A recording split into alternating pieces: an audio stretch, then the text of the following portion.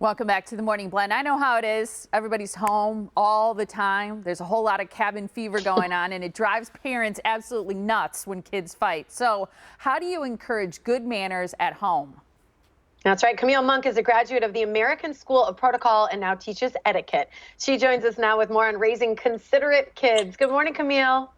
Good morning, ladies, and so glad to see you virtually. Yeah, I know. You Good to see you too. Look at those gorgeous earrings you have on. Whoa. Well, I've thought that since I'm stuck in the house, let me just add a little pop to my day. So Beautiful. Good to see you. Yes, Yeah, so what's the deal? Siblings fight? I mean, what are you talking about? it's almost like we don't expect for our children to be children, right? Adults fight, so yes, children do fight. But when we are living in a time where we are in close quarters for a very long time, we could expect to see more fighting, more bickering, being a little bit more inconsiderate. So we have some tips to talk about today on helping parents to teach our children while we're in this space right now how to be more considerate of each other as siblings. Yeah, and see, I think this is tough because I think kids, they sort of instinctively, they're nice to strangers, or they know who to be polite to, and they kind of clean up well. But then it's the people closest to them that I think they're sometimes the most disrespectful toward. That is such a good point, Molly. And that's why it's really important as parents to train our children. Respect starts in the home. We have to respect each other, respecting mom and dad, respecting brother and sister. Because what does it look like for you to go to school and be very kind to everyone in the classroom, but when you get home, you're nasty, you're short, you're impatient with your brothers and sisters? So it's very important. How do we respect each other's space when it comes to siblings? I remember my brothers coming in my bedroom, stealing my love notes, reading them in front of the whole family, whatever it was, right? So how do we kind of have our own space while we're quarantined and make sure that that's being respected?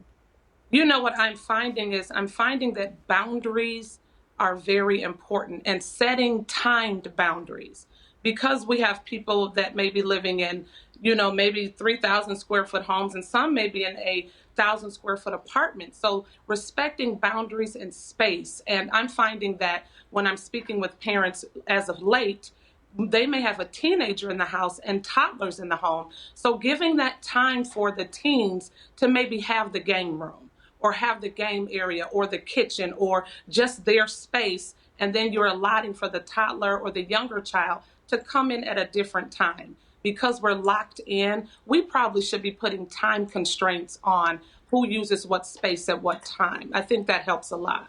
That's a great idea. What are some of your other tips to help teach respect to kids and as they interact with their siblings? I think, a lot of my tips that I try to convey to parents and students, especially when I'm in the classroom, is I give them a lot of do's. So I'll say, do respect and give the other individual privacy, because you want privacy when you want it. So consider someone else. Or I'll say something like, if you pick it up, put it back. With siblings, they can pick up things here, pick up things there, and they're just leaving things around the house. But wherever you picked it up, put it back in that space. And also, I think, my mom had 5 girls, so we were always stealing each other's earrings and shirts. But be respectful, be mindful. If there's something you want to borrow, ask. Ask before you take. Don't just take it because it's your sister or your brother. Get their permission. And when you get their permission, be sure to say thank you. I love that. Where are some other places that they could practice these good manners? How do you feel about the dinner table when it comes to siblings and this time together?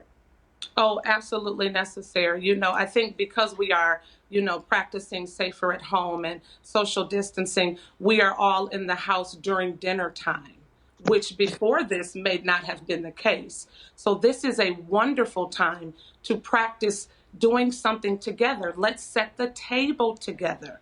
Let's clear the table together. And that's how you begin to create a partnership within siblings and a camaraderie, because siblings compete. So it doesn't always have to be a competition. At some point, we have to learn to work together. So I can't believe there are 5 girls in your house. You're my new hero. That's amazing. But I do Yeah, think too. or your mom is. Yes. And I think at the dinner table, it's so key because sometimes my kids will fight and I'll say, okay, enough. Everybody go around the table and say something positive about someone else. Because sometimes I think it's just switching gears and forcing them to think positively. that's good. And that switching gears is always key. And we not only do that at home, but we have to switch gears in the workplace. We switch gears all the time in various spaces. But training them that technique at home is very important, and allowing them to be considerate and to consider their sibling in a high regard.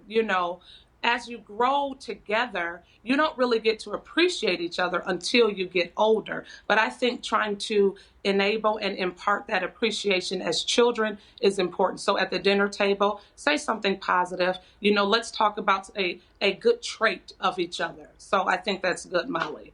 I love that. So great to see you, Camille. Always Yes. wonderful. Thank you Yes, so ladies, much. so good to see you. Thanks for your time. And people can go to our website, themorningblend.com, to check out more of Camille's great tips and strategies while we're all stuck at home.